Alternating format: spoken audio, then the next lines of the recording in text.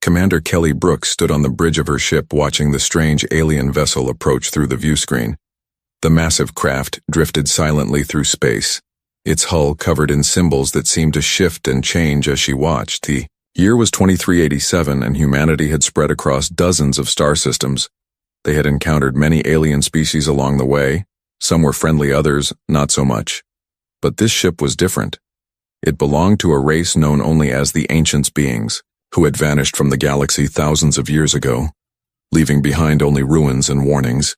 Lieutenant Amy Carter turned from her station, her blue eyes wide with concern. "Commander, the ship is broadcasting a message in every known language, including some we have never seen before." "What does it say?" Kelly asked, though she suspected she already knew the answer. Amy swallowed hard. "It says, 'Do not disturb the humans. Turn back. Now. This is your final warning.'" Kelly felt a chill run down her spine. The ancients had left similar warnings on every world they once inhabited, carved into stone monuments and encoded in ancient databases. The message was always the same. Stay away from Earth. Stay away from humans. But someone had not listened. 3 days earlier, the Zalari Empire had launched their invasion fleet toward Earth. The Zalari were conquerors who had enslaved hundreds of worlds. They saw humanity as just another primitive species to add to their collection. They ignored the ancient warnings, dismissing them as myths and superstition. Now, as Kelly watched the ancient ship move to block the Zalari fleet, its weapons powering up with energies that defied understanding. Captain Lisa Morgan of the Earth Defense Force had been tracking the situation from her command center on Luna Base. The Zalari fleet outnumbered human forces 10-1. Their technology was centuries ahead, but Lisa knew something. The Zalari did not. She opened a secure channel to all human vessels. "Stand down and move to safe distance. Let them pass," her second in command. Commander Ruth Johnson looked at her in shock. "Captain, we cannot just let them attack." Earth Lisa smiled grimly. "We are not letting them do anything, Ruth. The ancients are here." On the Zalari, Flagship Supreme Commander Thex laughed as his sensors detected the lone ancient vessel. "One ship against my entire fleet. These ancients were fools to challenge the might of the Zalari Empire." He ordered his fleet to open fire. Thousands of energy, beams and missiles streaked toward the ancient ship. Then something impossible happened. The attacks simply stopped existing. Not blocked, not deflected. They just ceased to be, as if they had never been fired at all. The ancient ship began to glow with a soft golden light. A voice echoed across every communication channel in the galaxy, speaking in all languages simultaneously. "You were warned. The humans are under our protection. They are the inheritors of our legacy, the children of our hope. You have chosen to ignore our warning. Now you will understand why even we feared to wake them." Kelly watched from her ship as space itself seemed to ripple around the Zalari fleet. The enemy vessels began to flicker and fade like bad holograms. Their crews screamed in terror as their ships dissolved around them, leaving them floating helpless in the void. But the ancients were not cruel. The aliens were enveloped in protective bubbles of energy and gently moved to the nearest habitable world.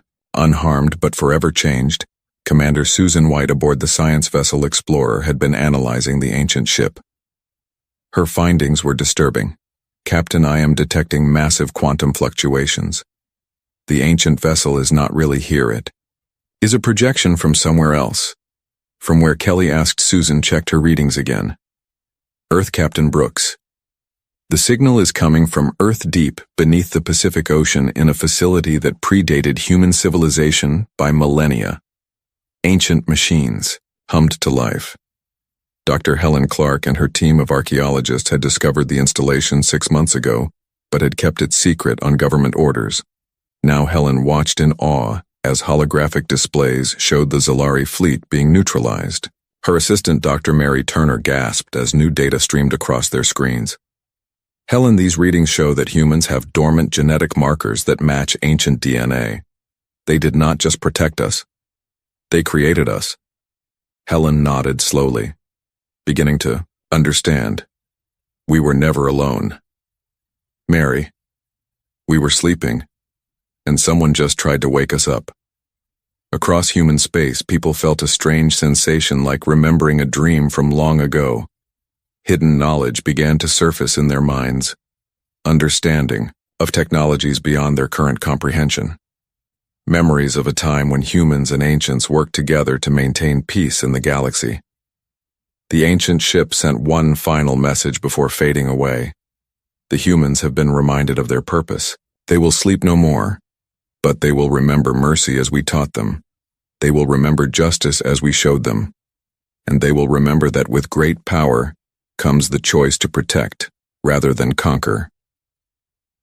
Ambassador Nancy Davis stood before the Galactic Council, her newly awakened memories giving her new understanding. As the representative of humanity, she spoke with a voice that carried the weight of ancient wisdom. We remember now who we are. We are the children of the ancients, bred for war but choosing peace. We were put to sleep because our power frightened even our creators, but we are awake now.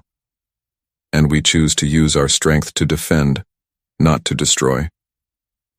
The other species in the council chamber sat in stunned silence. The humans they had known as clever but relatively weak newcomers were revealing themselves to be something far more powerful and far more dangerous if provoked.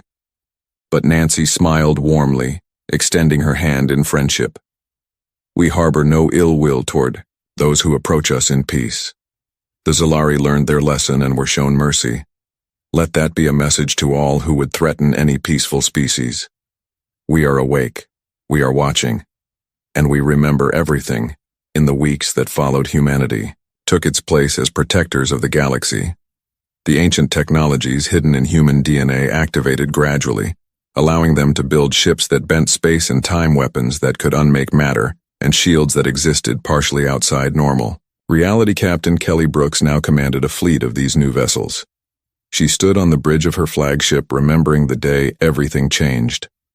The galaxy was safer now, but also more aware that humans were not what they seemed. The ancients had one rule: do not disturb the humans. Someone forgot, now everyone would remember.